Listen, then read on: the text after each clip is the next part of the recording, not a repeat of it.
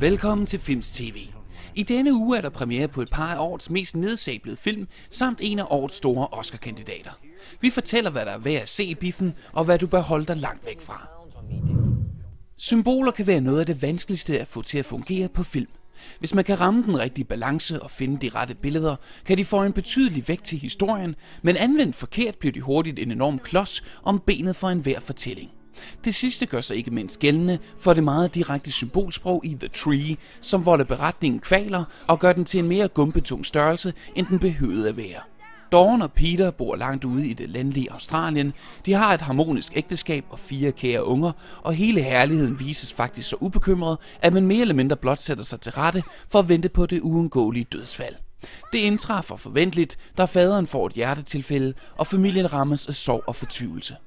Dawn synker hen i passiv inaktivitet, mens deres i forvejen forfaldne hus bryder tiltagende sammen, takket være havens store træ, hvis rødder og grene spreder sig mere og mere. Parrets datter bliver dog overbevist om, at træet er besjælet af faderens ånd, og snart begynder Dawn så småt også at tro på det. Tilbage sidder man så med denne velspillede og sympatiske beretning, der til trods for ambitionerne er holdt nede af sit klodsede symbolsprog. Den fremstår i stedet mest af alt som en filmatiseret damebladsnovelle, der er længere om at nå frem til en forudsigelig pointe, som det dårligt føles ved at vente på. Alverdens gode intentioner kan altså ikke få denne hule stamme til at bære frugt. 3 stjerner.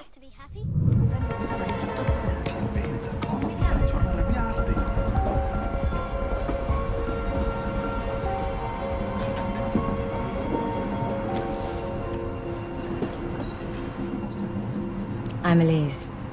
I'm Frank. That's a terrible name. It's the only one I've got. Maybe we can find you another. Okay. What brings you to Venice? You read spy novels. I'm a mysterious woman on a train. You tell me what my story is. Okay. I think you'd be a diplomatic attaché. Or maybe a girl from East Germany whose father's been kidnapped. And they're blackmailing you into stealing something for them. Probably a microfilm. There's usually microfilm involved. What awaits me? Trouble, certainly. Danger. Oh, yeah. You'll most likely be shot at in less than 2 chapters. Is there a man in my life? We'll have to wait and see.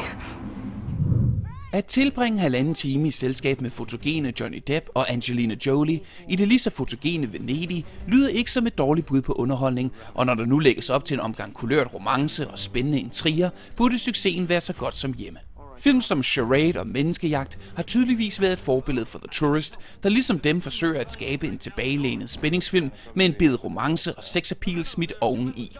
Plottet er i og for sig ligegyldigt, men selvom man forventer en noget klichéfyldt affære, føles det alligevel næsten som en slags guided tur, hvor vi præsenteres for en endeløs række af velkendte scener, der alle har det til fælles, at det tidligere har været brugt i bedre film. Det største problem er dog på skuespilfronten, hvor et eller andet er gået fuldstændig galt i personinstruktionen. Depp går gennem filmen med en besynderlig fraværende mine og virker sært upåvirket af begivenhederne. Selv forfulgt af en sværm af kugler, kan han ikke ophidses nok til at hæve stemmen. Det hjælper ikke på sagerne, at der er absolut 0 kemi mellem ham og Jolie, som for sin del ikke leverer andet end et underligt selvtilfreds smil til historien. Man sidder opgivende tilbage, mens de kedsommelige begivenheder udspiller sig, og da verdens vel nok mindst overraskende plot twist dukker op, har man for længst mistet enhver interesse. Denne turist bør omgående få sit visum tilbagekaldt. 2 stjerner. Da forfatteren Jonathan Swift skrev Gullivers rejser i 1726, regnede han nok ikke med, at romanen her knap 300 år efter ville blive reduceret til en fortælling om en mand, hvis største bedrift er at lide Star Wars-citater af, at slukke brænde med sin urin og nedkæmpe gigantiske robotter. Men det er lige præcis, hvad der sker, når man lader Hollywood sætte kløerne i en litterær klassiker. Jack Black spiller hovedrollen som den usikre postuddeler, der i et forsøg på at imponere sin kvindelige kollega, rejser ud til Bermuda-trekanten og efter et stormvejr vågner op i landet Lilliput, hvor menneskene er på størrelse med myrer. Efter at have reddet lilleputterne fra en ildebrand, bliver han landets store beskytter, og det udnytter han til sin egen fordel ved at prale om sig selv og sine bedrifter. På bedste Disney-manér lærer Gulliver selvfølgelig til sidst, at man skal tro på sig selv og sine egne evner, og at selv de mindste folk kan være store mennesker. Suk. Jack Black har før vist sine komiske kvaliteter i film som School of Rock, Tenacious D and the Pick of Destiny og Tropic Thunder, men i Gulliver's Travels er han op imod en historie så håbløst fortalt og med så få sjove idéer, at selv Peter Sellers ville have kastet håndklædet i ringen. Hvis Gulliver's Travels så bare havde været en visuel godbid med masser af flotte effekter, havde den nok været lettere at sluge. Desværre ligner computereffekterne mest noget, der er fisket op af skraldespanden i redigeringsrummet til En nat på museet-filmene, og selvom man før forestillingen skal iføre sig et par sexede plastikbriller, så er filmens 3D-effekter mere forstyrrende, end de er vellykkede. 2 stjerner.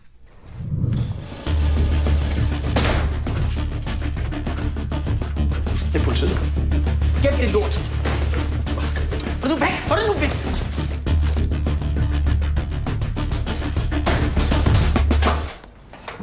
Afstrækning? Har I tid til en lille snak? Det passer faktisk skide dårligt lige nu. Ja, det er faktisk lidt dårligt sådan rent tidspunktsmæssigt. Ja. Det er sjovt. Jeg har altid sådan på fornemmelsen, at ligegyldigt hvilket tidspunkt jeg kommer på, så er det altid et dårligt tidspunkt. Ja, men det passer faktisk rigtig skidt nu, fordi vi er lige på vej ud af døren, vi skal til. Vi går til Pilates. Pilates? Ja. Og nej, vi er ikke dem, der er nøgne. Vi er dem, der maler dem, der er nøgne. Pilates, det er gymnastik, din idiot. Nej, det er, hvor man maler nøgne damer med kul. Det hedder bodypaint.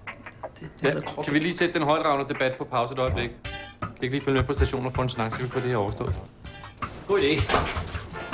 Jeg skulle da ikke male med kul for helvede, det er da alt for dårligt. Jeg har da sendt til et program om det. Ja, okay, du kan male med bly.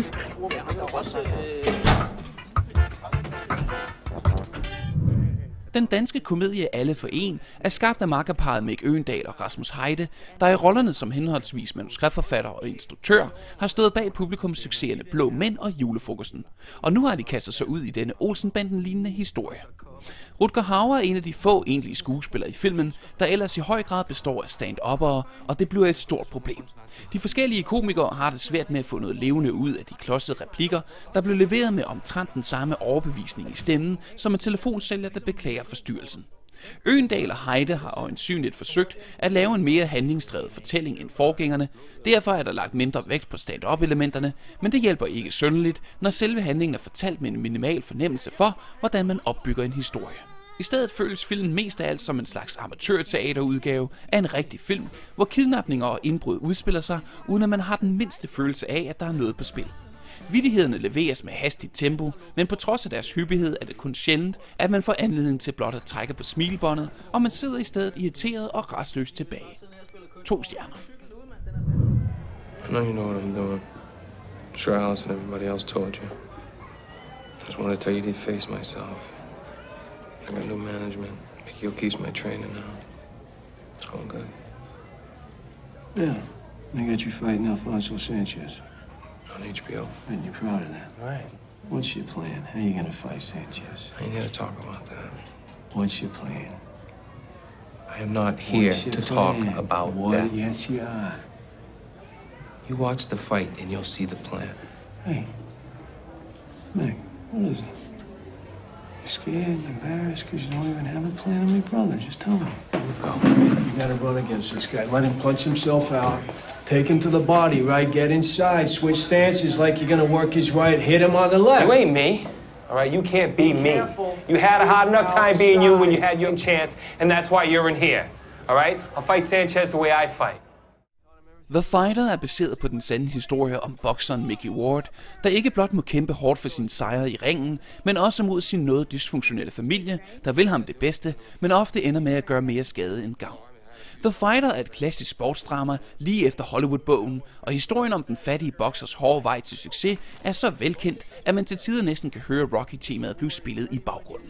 Men bag feel-good-historien ligger stofmisbruget, fattigdommen og de knuste drømme konstant og lurer. Mark Wahlberg tilfører den rette dosis usikkerhed og sårbarhed til bokseren Mickey, der hele sit liv har måttet se sig selv stå i skyggen af sin karismatiske og hurtigt snakkende storebror. Men det er Christian Bale, der i sidste ende stjæler showet. Bale har aldrig været bedre end i rollen som den crackrygende, skelettynde Xboxer Dickie, der lever i fordums storhed for at fortrænge nutidens grimhed. Det er Bales store fortjeneste, at vi hele filmen igennem ikke kan gøre andet end at holde Dickie, selvom han konstant svigter sin bror, sit barn og ikke mindst sig selv. Filmen kunne nemt være endt som en dyster fortælling om en boksers hårde kamp for at slippe ud af kløerne på sin dominerende familie. Men i stedet er den blevet en optimistisk, tankevækkende og overraskende sjov film om en familie, man elsker at hade og hader at elske. Det kan godt være, at The Fighter placerer sig lige mellem Rocky og Raging Bull, men det fremragende skuespil, den stilsikre instruktion og den medrivende humoristiske historie gør, at filmen i sidste ende sagtens kan stå på egne ben. 5 stjerner. Husk, at du i ugens første Films TV-udsendelse kan se og høre meget mere om Hollywoods forkærlighed for boksesporten. I næste uge skal det handle om Coen-brødrenes True Grit og brødrenes gloværdige karriere. På gensyn. Husk selvfølgelig, at du kan læse endnu flere artikler og anmeldelser på hjemmesiden, som du også kan diskutere i vores omfattende online forum.